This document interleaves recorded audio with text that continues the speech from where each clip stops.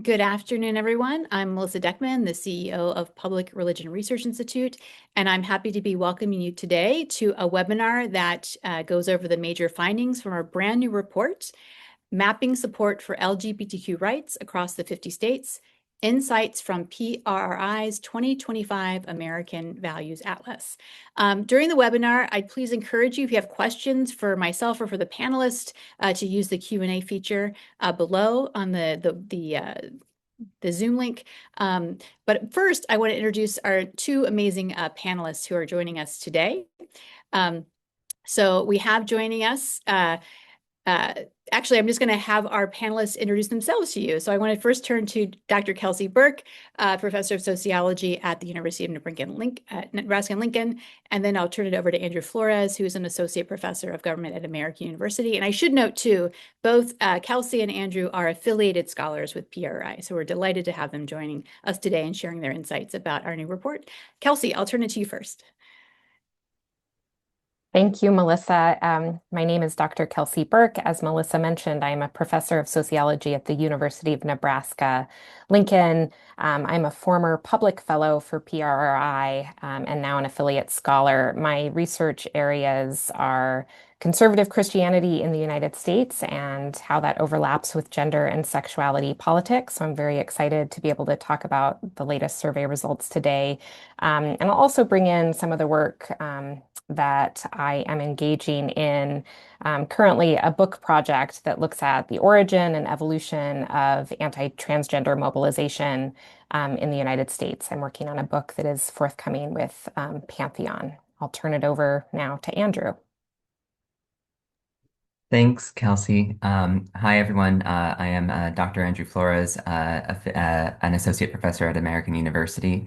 And then I also was a public fellow and now an affiliated scholar with PRRI. And actually, me and Kelsey shared our cohort together. So it's great to see you, Kelsey. In terms of my current work and my past, I've done a lot of work in understanding people's attitudes towards LGBT rights, specifically around transgender rights.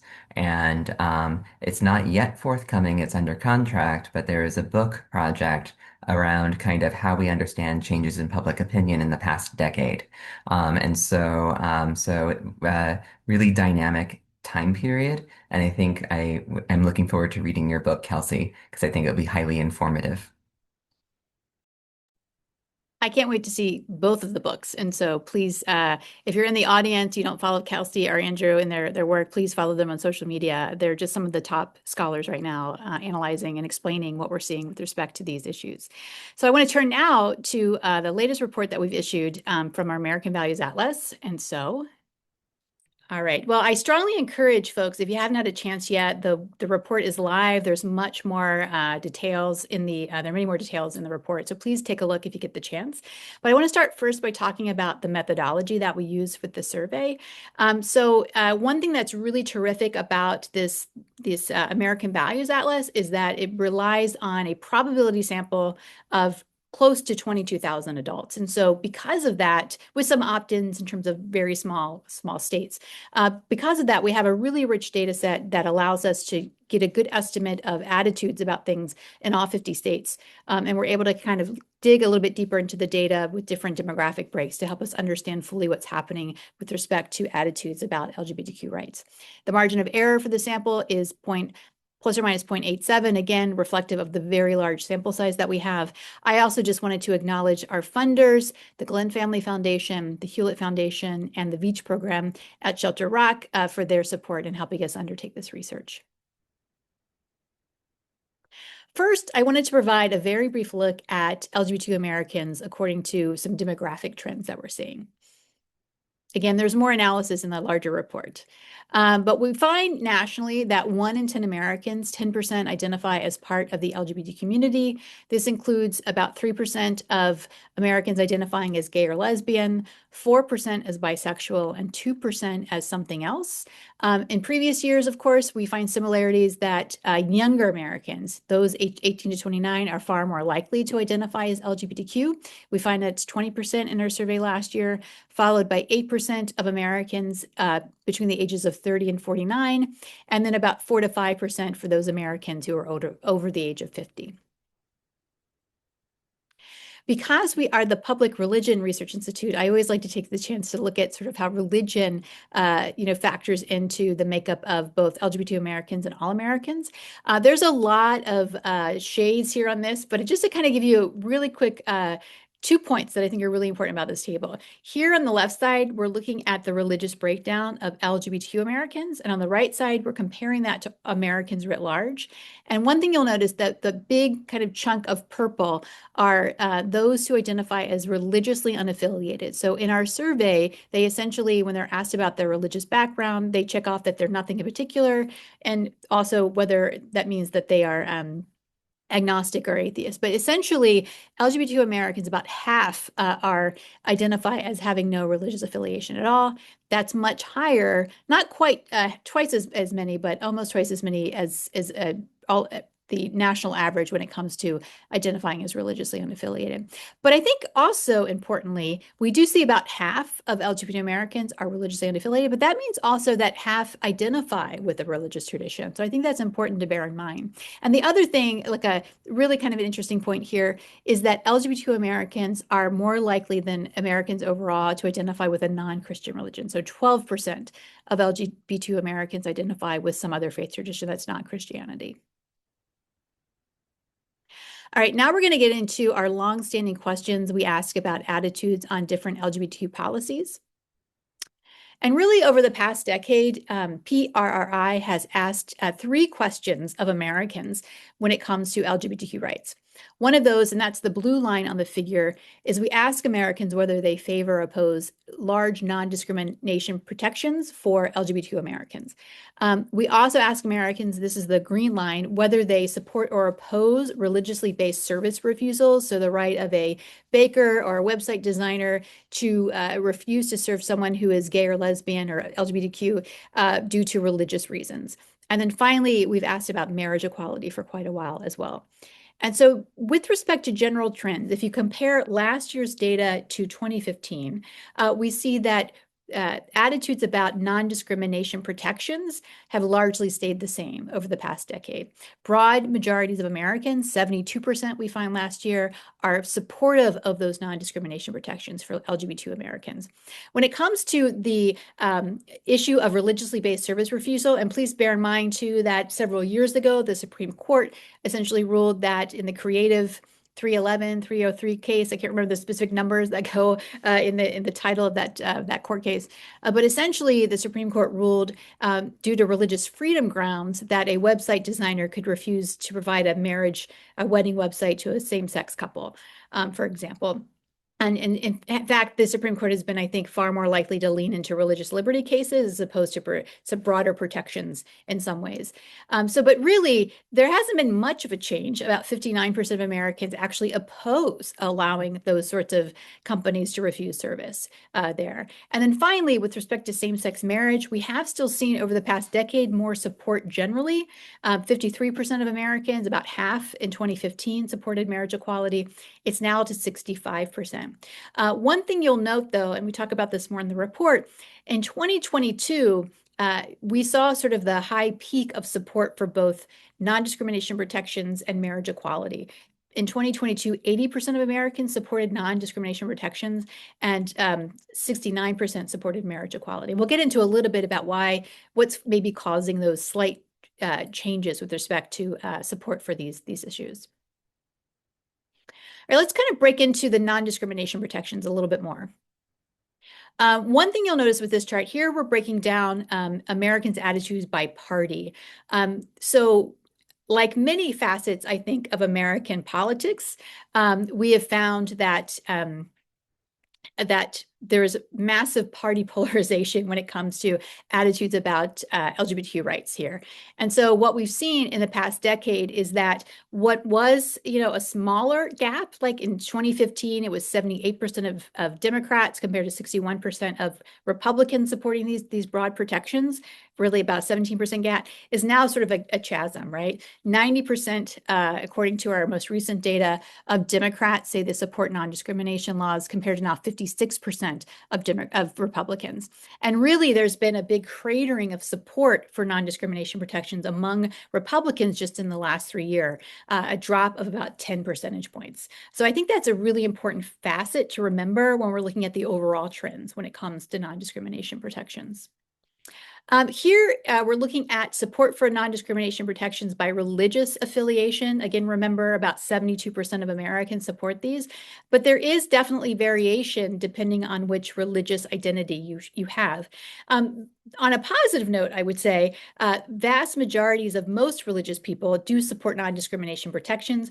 Even 54% of white evangelical Christians, who tend to be the most conservative on these social issues, still broadly think that these non-discrimination protections should exist for LGBTQ Americans. The only group that failed to elicit a majority of support are Jehovah's Witnesses at 48%.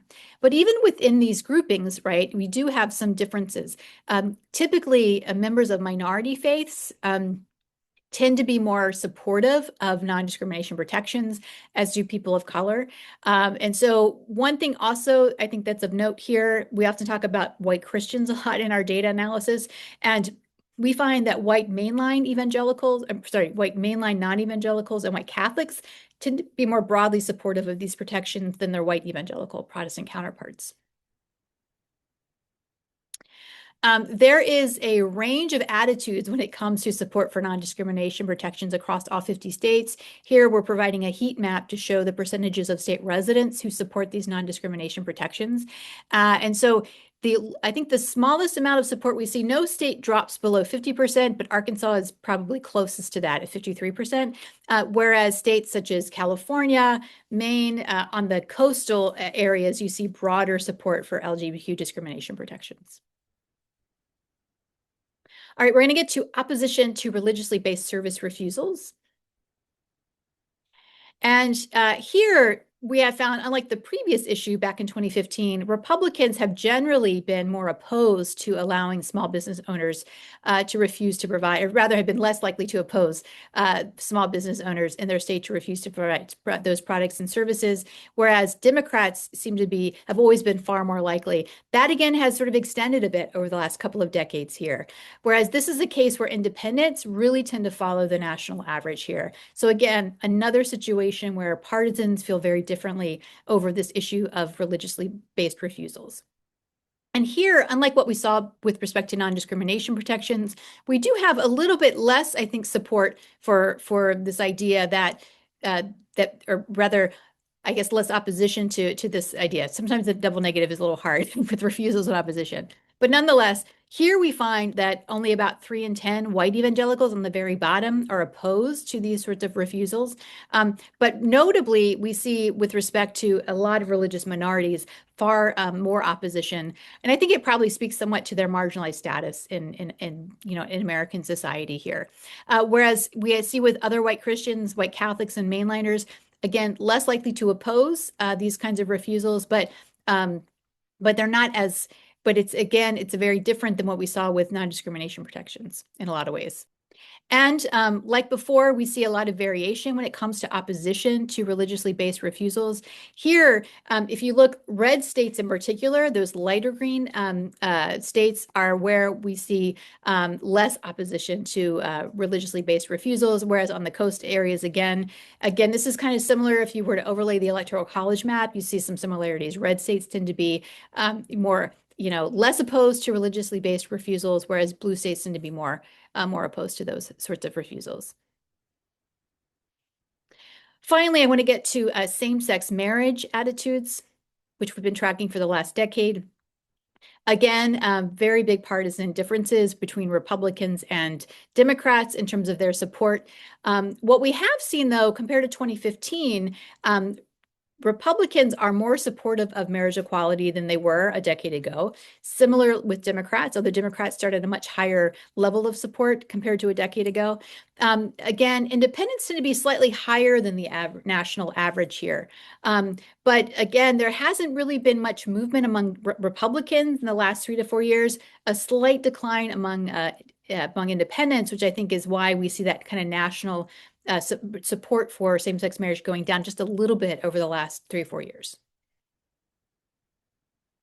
And again, there's much, I think, more variation when it comes to religion and support for same-sex marriage. Jehovah's Witnesses have the least support, followed by white evangelical Protestants and Muslims and Hispanic Protestants, as well as Latter-day Saints. On the other side, Unitarian Universalists, Buddhists, the religiously unaffiliated American Jews, and white mainline Protestants and Catholics tend to be more supportive of marriage equality. Again, we see this kind of familiar heat map at this point. The green states tend to be largely Republican in terms of their makeup compared to the blue states. And we see those differences kind of play out when it comes to support for marriage equality. Here, there were 2 states in this time that in our analysis, where there was not a majority of state residents who supported same-sex marriage. That would be in Mississippi, and in Arkansas, it was 50%. Finally, 2 other pieces of our report I wanted to highlight as well before we turn to both Kelsey and Andrew's comments about the report. On transgender rights, we decided to ask a question that's tried to unpack a little bit about not just broader protections for non-discrimination protections for all LGBTQ Americans, but how do Americans feel about looking at rights for transgender individuals in particular? So we asked on our survey last year, do you agree that transgender people deserve the same rights and protections as other Americans? Again, it's a more narrow question looking specifically at transgender people deserving rights. And here we find 71% of Americans, if you put together the completely and mostly agree categories, remarkably similar to the non-discrimination protection support that we saw earlier, which was about 72%. Again, we see differences with respect to partisanship. Now here, we do find about a majority of Republicans, in this case, it's 57%, say that they believe that transgender people deserve the same rights and protections.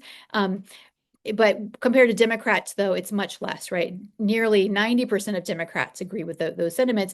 And independents look more like Democrats, I think, with respect to these views. I will notice this, though.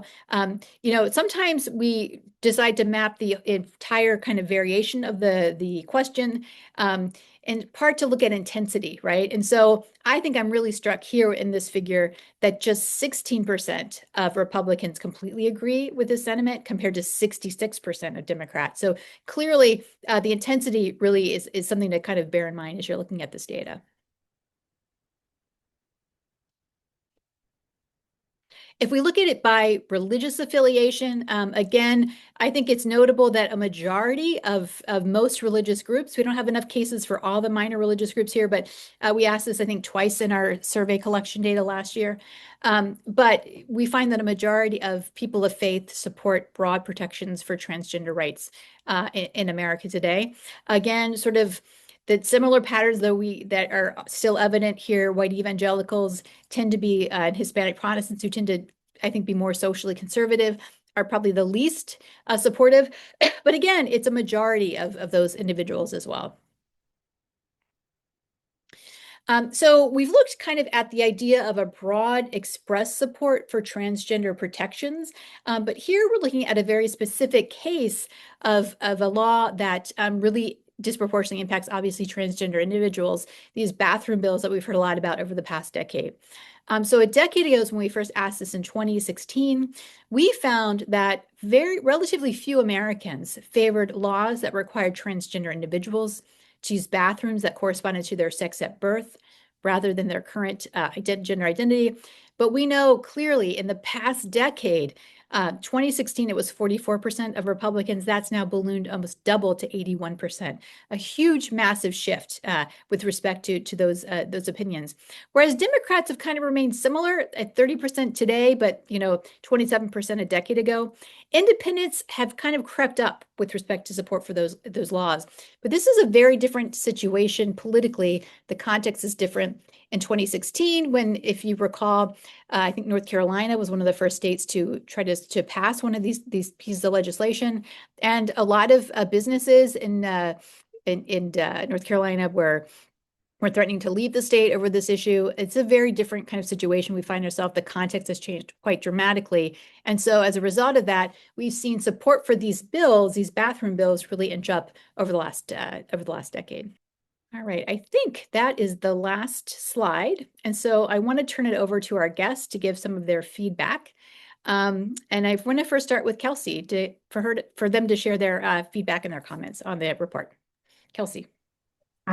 Thanks, Melissa, and thanks to PRRI for all the incredible data. It's so important and useful in these times. I'm going to make two broad observations, and one I'll just weave in one of the questions that was posed in the Q&A to address. But first, okay, so I think these data help us contextualize polarization. And, you know, we hear about this all the time, that we're becoming increasingly polarized, that we live in this sort of red and blue, us versus them society. And I think these data show us that this is part of the story, but not the complete story, and that polarization actually isn't going evenly. It's not like happening in equal magnitude on both sides. It doesn't really go both ways. So I think we see that the GOP, or the Republican Party, has really rallied around its position as being anti-LGBT, specifically anti-trans. And so we see this huge jump in people who identify as Republicans, that it's very hard right now to be a Republican and to stand in support of LGBTQ people. So Republicans have gotten dramatically more opposed to LGBT rights, but on the other hand, so if it's like Republicans versus LGBTQ people, almost half, 46% of LGBTQ people, this was in the report, but not in the PowerPoint slide, 46% of LGBT people call themselves either politically moderate or even conservative. So I think this is really interesting. We also know that the majority of white evangelicals and Christian nationalist adherents are members of the GOP, I think upward of like 60% based on the latest PRRI data. But in fact, what we see from these data is that the majority of LGBT Americans are not Democrats, so are not like this other party within our two-party system. So only 40% of LGBT people are Democrats. So I think this is just really important to contextualize that we're not seeing this even split across polarization. The other thing that I think is really interesting is that the conservative movement's campaign against LGBTQ people, I think from these data, we can see it's like partly working and partly not working. So same-sex marriage is a good example. We've seen that conservatives are in some ways chipping away at Americans' overall support for same-sex marriage, especially among people who are Republicans. But really, this doesn't, when we look over time, it doesn't come close to matching the swift and massive increase that we saw, say, between 2010 and 2015, the year of the Obergefell decision. Now, it's a different story when it comes to various measures of transgender equality, and maybe we'll talk about that a little bit more. But let me just bring up one observation related to this that was presented in the question, which is how do we deal with all these Supreme Court cases that are related to mostly trans people, but LGBTQ people in light of these public opinion data? And I think that's a really interesting question because, you know, the question that PRRI and most major polling organizations ask is necessarily general about non-discrimination, so that we can track changes over time and so that we don't get sort of caught up in the moment. So the question that PRRI asks is about non-discrimination on the basis of housing, employment, and public accommodation. But Melissa, you brought up the 303 Creative Supreme Court case. The person in the Q&A chat brings up some other cases, Mirabelli versus Bonta and the Skermetti decision. So all of these were the legal claims made were different. So 303 creative was actually on the basis of free speech that the court ruled, not about free expression. The Mirabelli case was about free expression. Skermetti was about sort of what counts as sex discrimination. So public opinion polls don't necessarily get into the nuance that is being litigated. And I think that there's sort of strengths and weaknesses when it comes to capturing American attitudes. We know sort of general tenor about the broad themes related to these issues, but not necessarily what is meaningful in terms of what becomes law and policies according to the courts. And maybe we can talk more about that later on too. But I'll wrap it up there and turn it over to Andrew. Thanks, Kelsey. Just to kind of dovetail onto your comments, and then I also have many similar comments that you already have, so I won't want to be overly duplicitous. But I totally agree that there are the nuances within these cases that might not necessarily be able to get captured.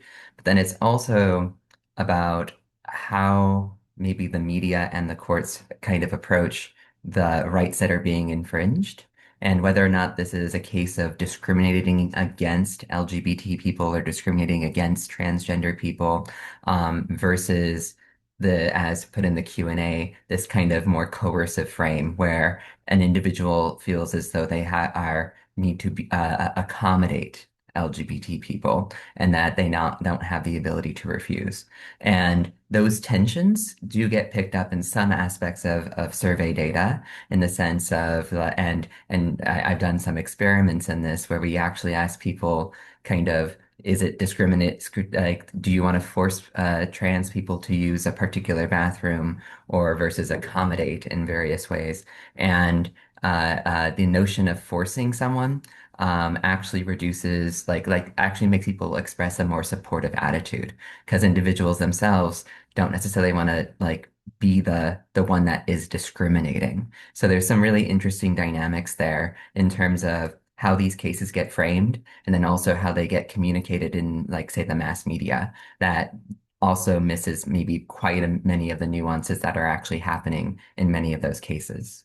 But I made very similar observations as you did from this amazing report around the partisan differences and those trends and this unevenness of polarization, right? And what was fascinating to me was that among the say gay rights issues or issues that are more broadly LGBT, you see that the polarization is largely among Democrats increasing their support and Republicans almost stagnant and getting a little bit more negative toward the end of the trend, right? And then what's interesting in that context is that the political independents kind of go along with the Democratic, like they trend similarly with the Democrats. They're not at the same level of support, but they're still at a rising pattern. However, when it comes to the bathroom question and trans rights, the complete opposite thing occurs, where the polarization is happening among the Republicans and by a huge margin, that 41%, 44% to 81%. That's a major jump.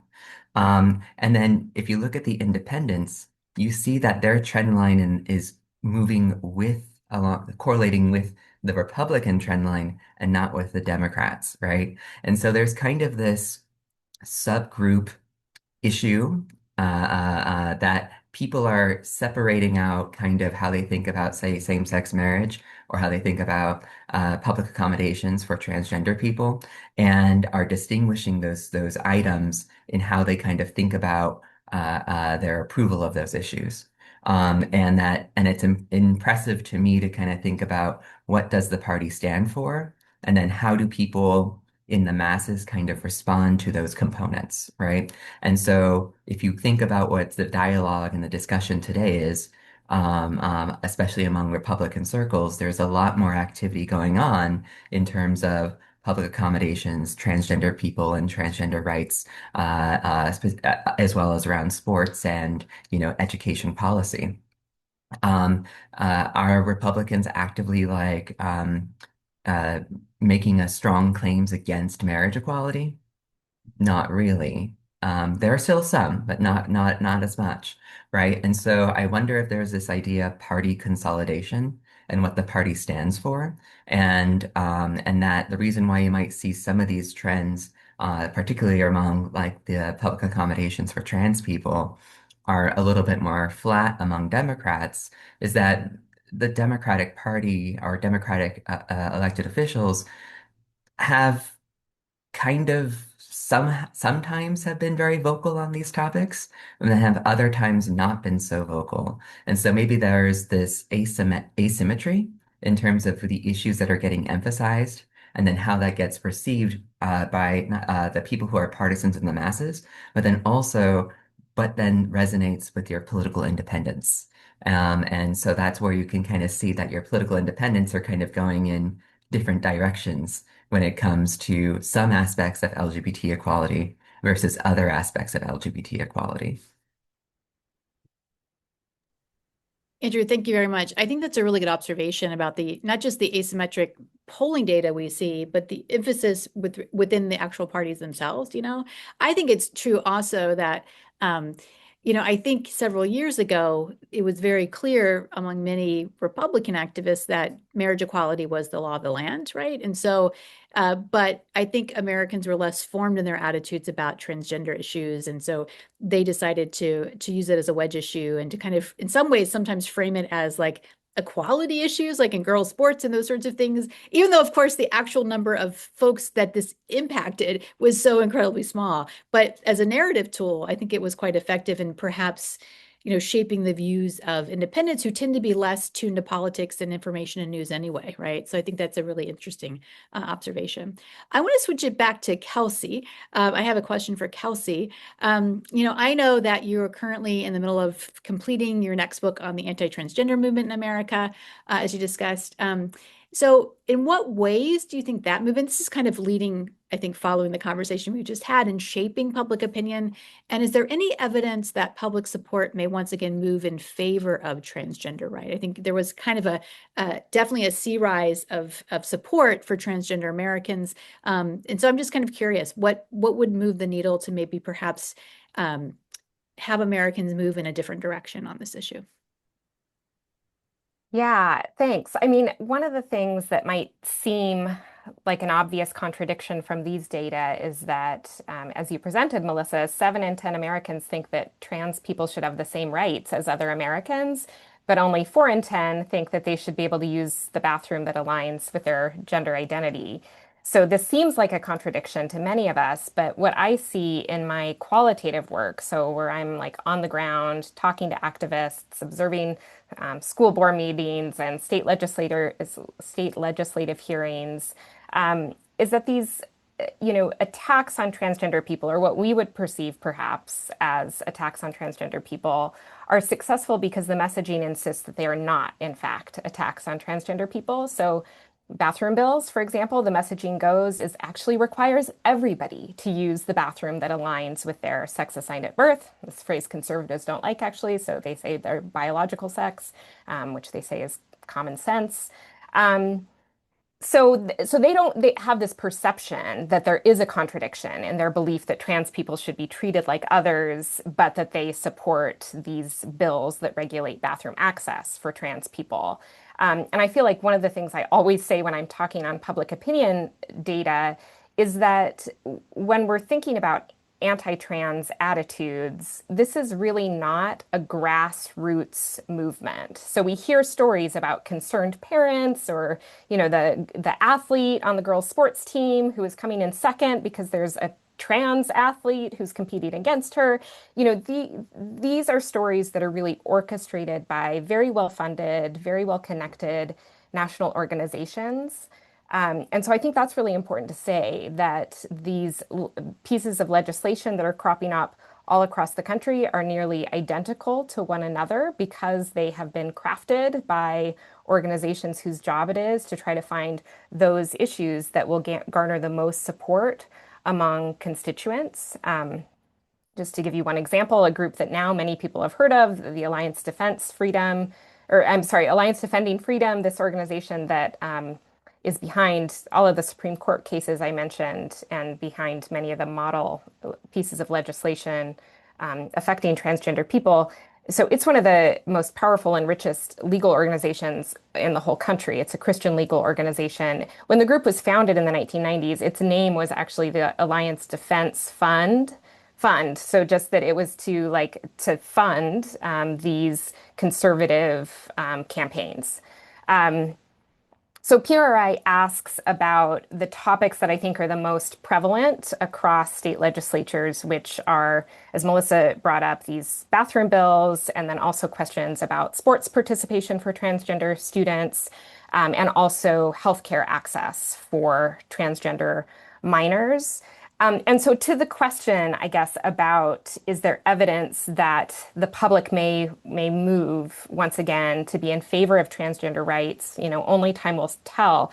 But I think one of the things that is interesting to me is that all of these kinds of bills have been in just even this past legislative session, incorporating even more extreme and hostile language.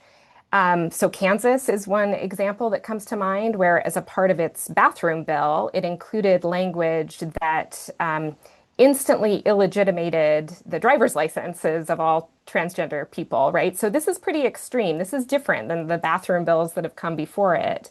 And so I think that, for these Americans who say they want transgender people to be treated like everybody else, as we see this legislation coming out as more extreme and more hostile, that we might see public opinion pushing back.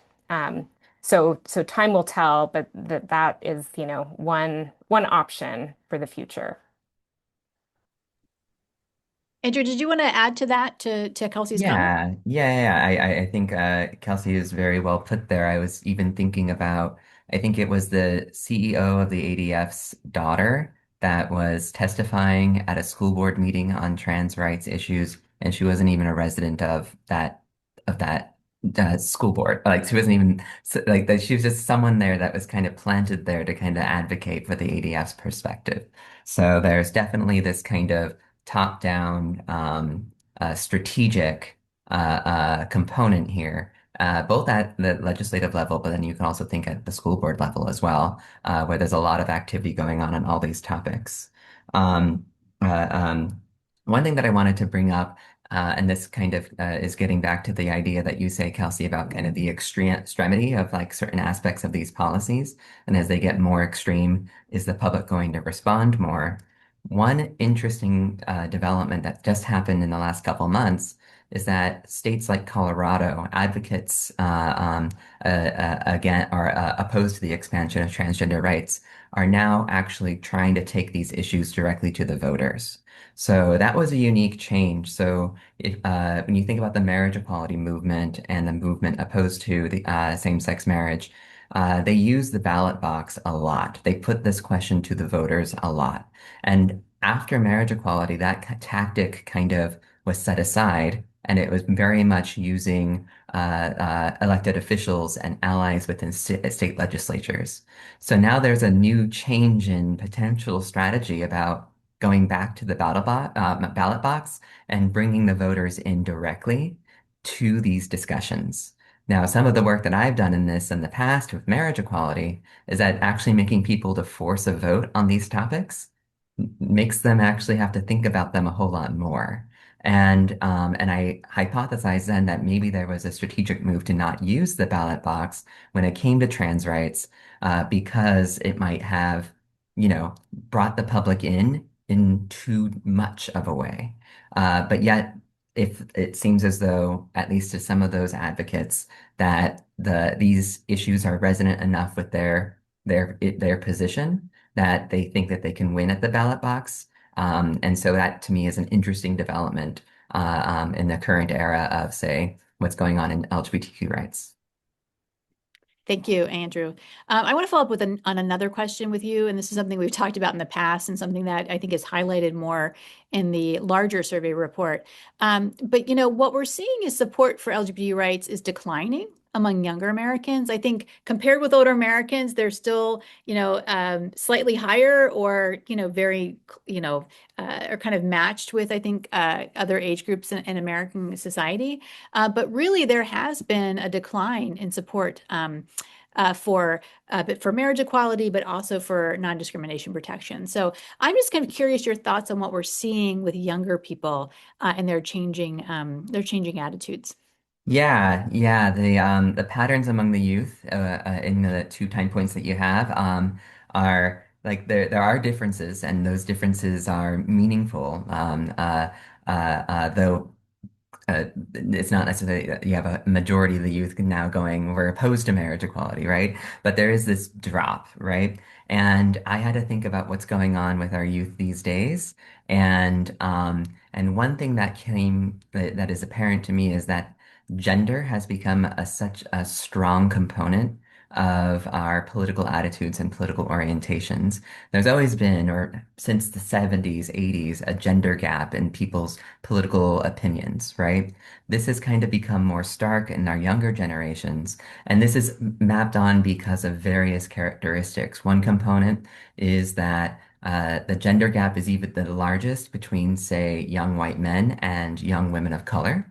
And then the other component is that there is a growing educational gap in who's going to pursue higher education, with women more likely to attend than men. And we know that those who pursue higher education tend to be more supportive of LGBTQ rights.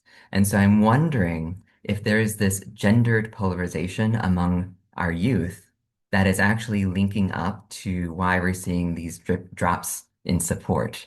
So maybe among women, our young women, maybe attitudes have trended upward or at least stayed pretty much the same, but maybe we're starting to see more of a cliff among our young men. And this speaks right back to broad discussions of the quote unquote manosphere and how, individuals are kind of raising up, certain like types of masculinity that are very hypermasculine, right? And so I think that's going to continue to further kind of drive or maybe exacerbate the existing gender gap around us. Yeah, I think these are some really good points, Andrew. Some of the work that we're doing here at PRI, we're looking at really this emerging gender divergence among young men and young women on a lot of issues, including over issues about attitudes on gender, more specifically. So this is an empirical question, which obviously you've called us to task, so we need to be writing something on this. And so we'll take a deeper dive into young men and young women. One of the things we did do in the report, if you haven't had a chance to read it, those in the audience, is we took a deeper dive into attitudes among young Republicans and young Democrats, by age group here. And one of the interesting trends is that generally speaking, there's been broadening support among among Republicans by age, not to the same levels as Democrats, obviously, but with young Republicans, one number that really struck us is if you look at the difference, between support for non-discrimination protections, among young Republicans, there was a decline of something like 25 basis points, right? 25 points that happened with respect to non-discrimination protections, which has really, I think, led to that 10% drop we're seeing among young people over the last 3 years. And I think it's speaking to, really within the GOP, younger Republicans have really become very socially conservative. I think about a decade ago, many people just assumed that younger people were broadly more supportive of LGBTQ rights because they knew people who were queer. And we know contact theory often teaches us that if you know people like this, you're far more sympathetic to their rights, right? But with younger people and younger Republicans, they've not moderated really at all, and so that's a kind of an interesting finding and something to kind of bear in mind. I'm wondering too, Kelsey and Andrew, if you think too, I feel like younger people today also are eschewing sort of labels and institutions writ large. So, for example, we found this gradual, decrease, I think, over the past 10 years, maybe like a 3-point drop in terms of support for marriage equality. And I'm just kind of wondering too, like how much it is a function of less support for, LGBT people to get married as opposed to, hey, I just don't like marriage anymore. So I'm not sure if like in your qualitative work, Kelsey, if something speaks to that, or you guys also deal with a lot of younger people in your day-to-day jobs as professors. Any ideas about whether that sort of hypothesis has any merit?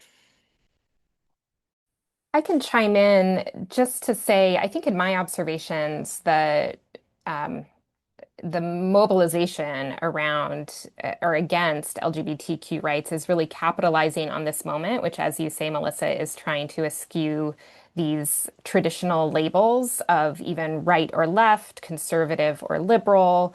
And I think that we see that even, within sort of the MAGA movement, that this is really leaders within this movement are finding great success by distancing themselves, saying that, to the question about what's going on among sort of Gen Z, that are saying, the MAGA movement is not the movement of stuffy white old men. It's modern, it's hip, it can be sort of pseudo progressive in its own way. So I think, yeah, that these traditional labels or definitions that we might have are really being put into question by our current moment. I've also noticed too a trend, which I would love to do more analysis, when I have all this free time, but we've noticed an uptick among younger people just eschewing any party label at all. So like not even saying they're independent, right? And so they're basically likely to check off in our survey that they don't know what they are or there's something else, which to me is kind of a broader sort of maybe level of suspicion with traditional institutions in a lot of Mhm. ways. But I don't know. I'm Well, just going to find that to be an interesting trend as well. and Um, for LGBTQ Americans, I mean, I think we see this for sure, not feeling at home necessarily in either of the two political party options, that neither party has a majority of LGBT Americans as members. Yeah, and I will say that even when you think about identity categories among LGBTQ younger individuals, they're far less likely to identify as lesbian or gay, and far more likely to identify as bisexual, something else, when that something else can be a broad set of categories. And so there can be, say, still maybe a politically progressive viewpoint, but that politically progressive viewpoint is beyond marriage equality, right? Where marriage equality might be seen as the more normal label and traditional component, right? And so yeah, so I think that's interesting. If you actually look at like the identification patterns of like lesbian and gay, bisexual, something else across generations, they are substantially quite different. And circling back to my conversation about gender, it is also quite gendered among our youth, right? One fascinating finding that you have in this report is that among our older generations, there were more gay men than lesbians. And then mm, among our younger generations, there were more LGBT identified women than LGBT identified men, right? And so it was, to me, quite fascinating to see that breakdown, and how that the role of gender has kind of changed in the composition of LGBT as a group. mhm. Great. Um, One question, so we've got some questions maybe we can bring into as we were closing our conversation here. One question was about, uh, from Will Wright here on Christian nationalism. We do have data in the report, so I'd strongly encourage you to look at it. But you probably won't be surprised to find, given what I think many of us know about Christian nationalism and their views on Christian nationalism and their views on gender. It's a very traditionalist, patriarchal kind of conceptions of gender, that Christian nationalist adherents strongly, are the least likely to be supportive of LGBT rights. It's probably, worth mentioning there. But and I think it's also worth mentioning that I find it from a political perspective very notable. One of the very first things Trump did when he became president the second term was to sign legislation defining federally gender as being linked to biological sex, which had really, which was really, I think, in part, acceding to political pressure from many Christian nationalists who have become, I think, influential within the party. So, other questions that we might have here in terms of polarization. Yeah, I'm trying to figure out what other questions. We have many, many good questions here. So, Edward Strickler has a lot of good points. I want to talk a little bit about this equality caucus question that he talks about here. How do we bring people maybe together in terms of common ground? So the question or comment that he raises is, our Braver Angels Equality Caucus, LGBTQ, found that red learning participants, I'm guessing queuing more Republican, in participant in a common ground workshop supported rights for gender nonconforming youth to dress or express themselves contrary to gender and sex role stereotypes. So a strong common ground narrative could be against bullying, harassment, threat. which is where many of us older LGBTQ started 40 years ago to build support. Yeah, so I think that's an interesting point. Have you seen any sort of evidence, maybe Kelsey in your qualitative work or Andrew, that movements trying to kind of, to really talk about this in a more human perspective about bullying? Because I don't think that most people like bullies, I would think, still today. I think there's a distinction that needs to be made between sort of ordinary Americans who are, yes, trying to perhaps get along with their neighbors and who have family members who are different from them and who are coming together over the Thanksgiving table and finding this common ground. It's a great example to hear when this happens in a formal caucus in a sort of political environment. But I think more often than not, within formal politics, so within the courts or within state law, there is actually becoming less and less room for dialogue across differences. I think the Supreme Court cases are one clear example of this. These cases that are really pitting a certain version of Christianity, this sort of conservative Christianity, as being diametrically opposed to LGBTQ equality and really forcing the courts to choose one or the other, that there can't be a space in which Christians have their free exercise rights to practice their religion, while also LGBTQ people can be free from discrimination. That these cases are really pushing the courts to make a decision. And so, of course, what the courts say is not indicative of all facets of American life. But I think that distinction between sort of yes, our sincere efforts to find common ground and the fact that, yes, as a qualitative researcher, I've interviewed people who are very different from me politically, who I have found common ground with and who I genuinely like and have found respect for. But that's really different than sort of what's being played out when it comes to laws and policies.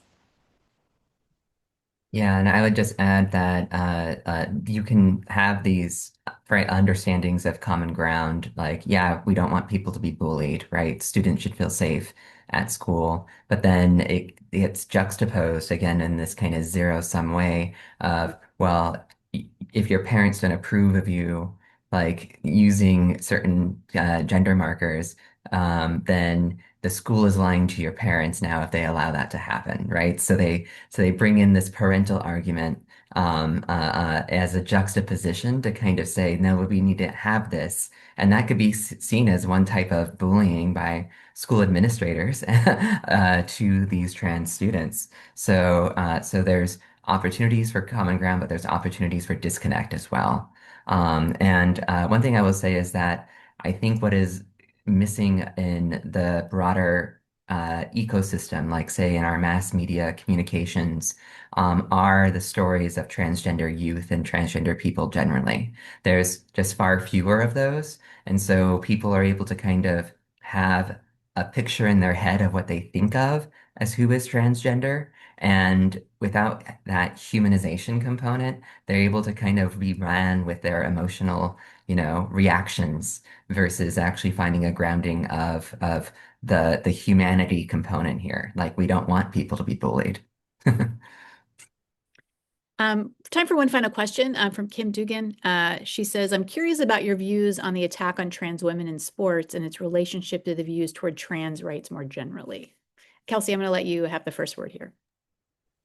Yeah, that's a great and important question. And I think it does show the sort of different entry points at which these legislative efforts are taking place. So sports certainly disproportionately target trans women and trans girls, especially in the rhetoric, but also in the laws themselves. So the court, or the case that one of the cases that the Supreme Court will rule on this summer, it made its way up to the Supreme Court. It's out of Idaho because it specifically talks about women's sports.